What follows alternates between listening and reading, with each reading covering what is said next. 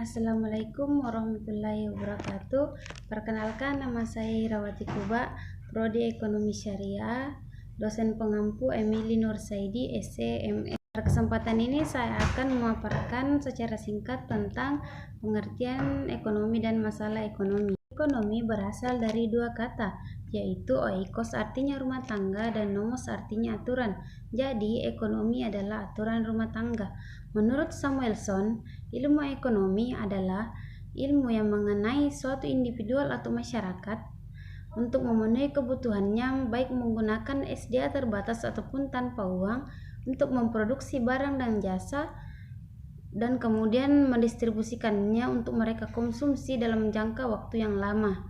Aristoteles sendiri disebut sebagai the first economist karena beliau merupakan orang pertama yang memaparkan tentang ekonomi terkait dengan tukar-menukar barang atau disebut dengan transaksi ekonomi yang membedakan antara ekonomi natural dan unnatural.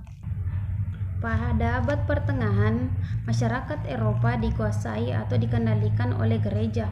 Di gereja ini mereka mengeluarkan peraturan yang bersifat mengekang bagi masyarakat Eropa berupa adanya pembelian surat-surat pengampunan dosa dan larangan untuk mencari uang supaya kaya, karena menurut mereka percuma kaya kalau tidak mematuhi agama. Masyarakat Eropa pada masa ini sangat takut dan terkekang. Akhirnya munculnya gerakan reformasi.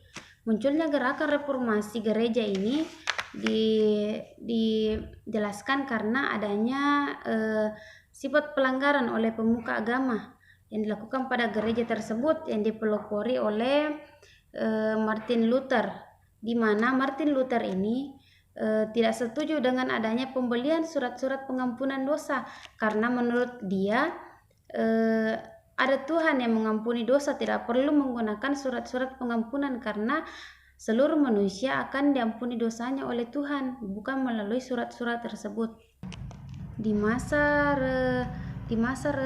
Renaissance atau kebangkitan ini, mereka berpendapat bahwa tanpa ajaran agama mereka sudah tahu yang mana buruk ataupun baik untuk dilakukan. Kemudian adanya masa merkantilisme.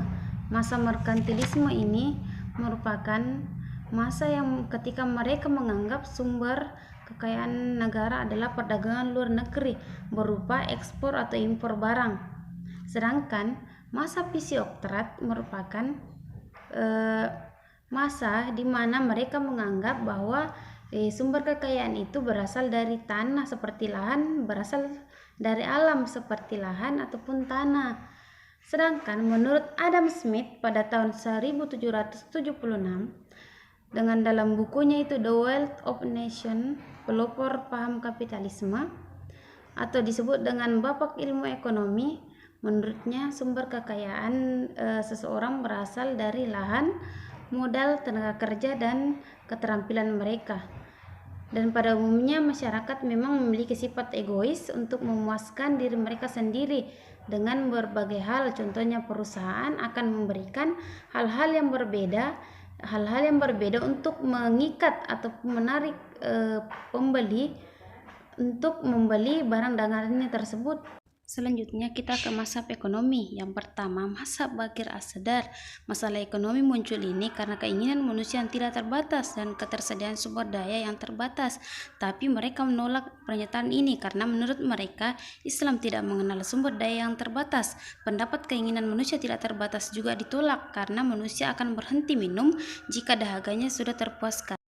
Pada mazhab kedua ini justru mereka setuju bahwa masalah ekonomi muncul dikarenakan sumber daya yang terbatas yang dihadapkan pada keinginan manusia yang tidak terbatas. Jadi dalam keterbatasan sumber ini manusia harus dihadapkan pada skala prioritas di mana mereka memilah kebutuhan yang pokok kemudian kebutuhan pemuasnya tersebut. Berbeda dengan mazhab ketiga, mereka mengkritik dua mazhab sebelumnya.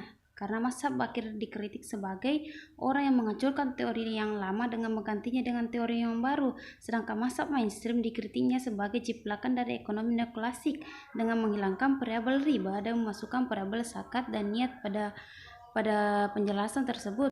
Di sini saya hanya memaparkan gambar dan penjelasan tersebut teman-teman dapat membaca atau memahami isi sendiri dari gambar yang saya berikan ini. Terima kasih.